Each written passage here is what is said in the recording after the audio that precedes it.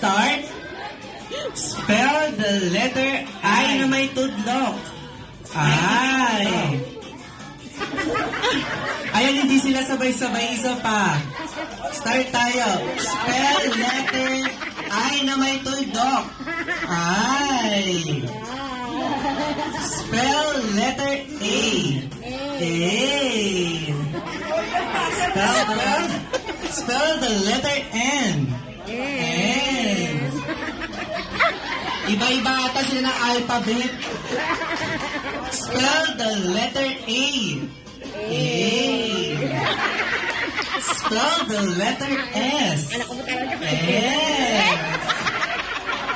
Grabe. Spell the letter H. H. Spell the letter E. E. And lastly, spell the letter R.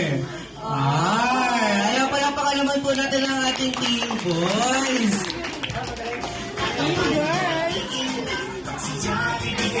Kaya may consolation prize daw po tayo, team boys. Pili po tayo dito.